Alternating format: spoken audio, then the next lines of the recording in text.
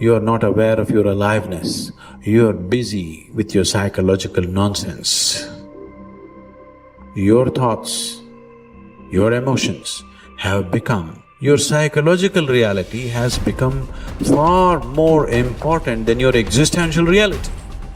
What it means is, you are so enamored with your own petty creation that you're completely missing the grandeur of Creator's creation. That's what it means.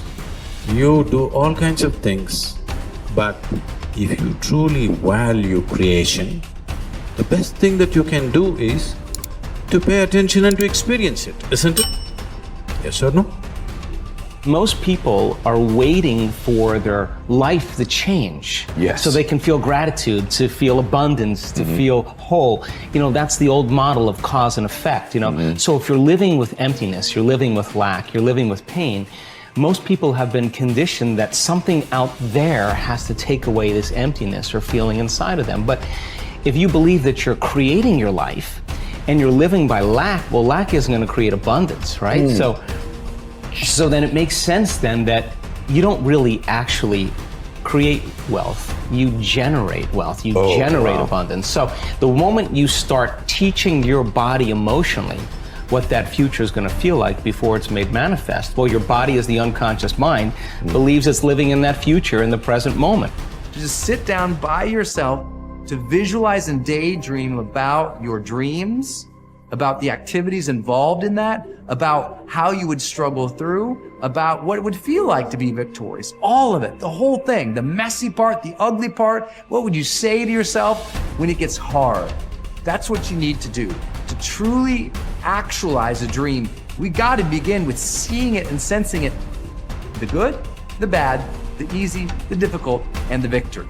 How you would like your life to be, what you would like your character to be 3 to 5 years down the road, if you were taking care of yourself like you were taking care of someone that you actually cared about.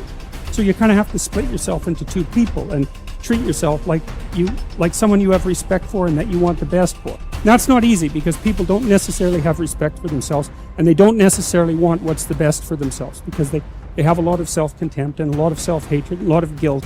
I think you have an obligation, it's one of the highest moral obligations, to treat yourself as if you're a creature of value. You got to start with that belief in your mind. I've got this. I can do this. I can conquer this. I can pass this exam. I can get elected for the position that I'm going for. I can create abundance in my life. These are the thoughts that you have to have in your mind in order to become successful. So what is it time for you to feel? What is it time for you to create? What do you need to do more or less of in order to get the results that you want?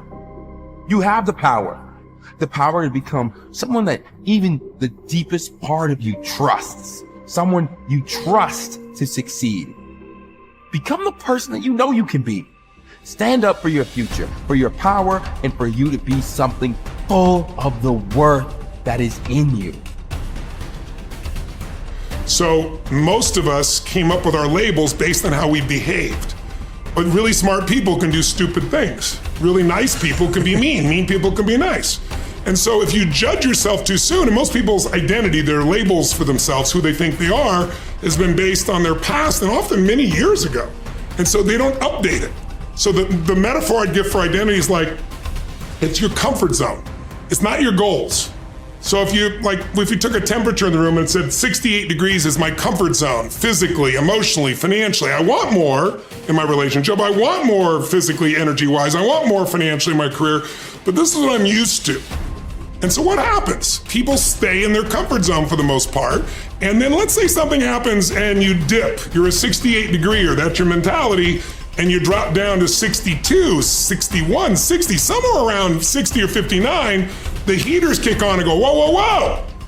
You're a 68 degree, what the hell are you doing? We've all experienced that. All of a sudden you go, I'm not gonna live like this anymore. I'm not gonna be in this relationship. I'm not gonna be fat like this. Boom, and you get this drive and you start to change. But what most people don't understand is it happens on the upper end too. Meaning, let's say you got momentum, you start crushing it, you start doing even better than you think. You go from 68 to 70, 88, you're at 98 degrees. Financially, emotionally, spiritually, whatever the metaphor is. And then what happens? You're going to say, hey, your brain goes, who the hell do you think you are? You're not a 98 degree here, right? Get back to 68. And if nothing else, the heaters stop, you lose your drive, and that'll drift you back. And not enough, the air conditioner can kick on, and you start to kind of sabotage yourself till you get back to your comfort zone. So unless you expand your identity, change is temporary. It's like when someone says to me, I've stopped smoking, it's been 8 days. I go, why are you counting? And I say, why are you counting? So you can tell people how long you lasted this time? Like if I went to somebody and I said to you, hey, Lewis, you want a cigarette? You're not going to say, what brand is it? You go, no, Right. I'm not a smoker. Notice how people, I'm not one of those. That's not my identity. Identity is the strongest force in the human personality. If you look at Lance Armstrong, who has a mixed identity now in the culture, this is a guy that had to win and found a way to win. So when he was told he had cancer in his lungs, in his brain, and in his testicles, and he rides a bike, and he's gonna die, his answer was, no, I'm a champion. I find the way. I will find the answer. And he did. Now, unfortunately, he bent the rules around the sport, and it kind of ruined his reputation, obviously. But that mentality, his identity is why he survived. Other people told they have cancer and they're like, it's over, they give up, they start arranging their affairs. And so that psychological difference is the number one thing I work with people on, because unless you expand your identity, you're gonna basically keep where you are. You might improve a little or not, you might go up and down a bit, but you're gonna stay within a realm. If you're gonna have an explosive breakthrough to another level, physically, mentally, financially, spiritually, then we gotta not only give you the tools, we got to shift that internal sense of who you really are and have you find that you are more than anything that's ever happened to you, that you can handle whatever shows up, even if it's incredibly scary or uncomfortable. Personal responsibility is true and wildly optimistic. And it is people's belief system and the value system that they cobble together over a lifetime that will lead them to reject that. And all I can say is reject it at your own peril for the following reason. Personal responsibility is about remembering you can do something and change. And I can sum up personal responsibility in a single quote by Kobe Bryant. Boos don't block dunks. That's personal responsibility. You can get so good at something that no matter how much people hate you, the best athletes in the world were paid millions of dollars and trained to stop Kobe Bryant from scoring. And yet he scored 81 points in a single game. So you can get so good no matter how much people hate you, no matter how much they're training and trying to defeat you, they can't. And that is the most exciting thing in the world to me.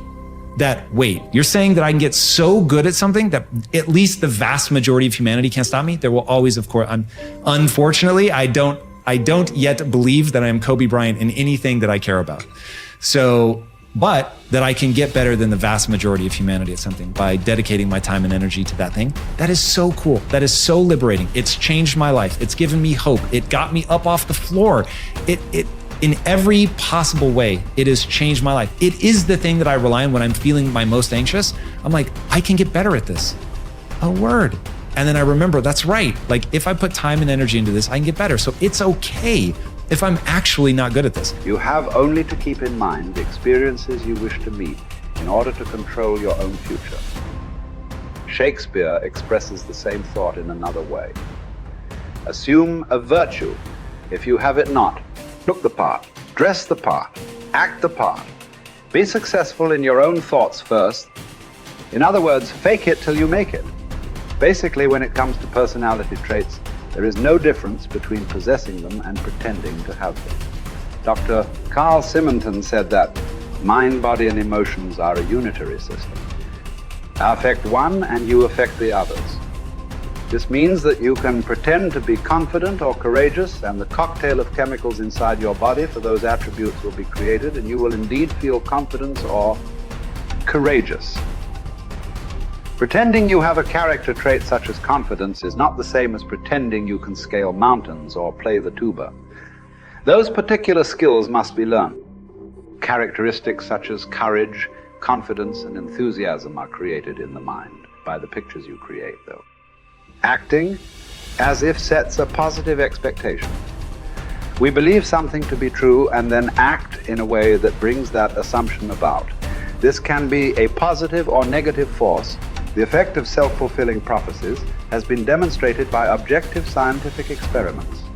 In one study at the start of the 1968 school year, Dr. R. Rosenthal gave a non-verbal intelligence test to 18 classrooms of elementary school students in a Californian public school district.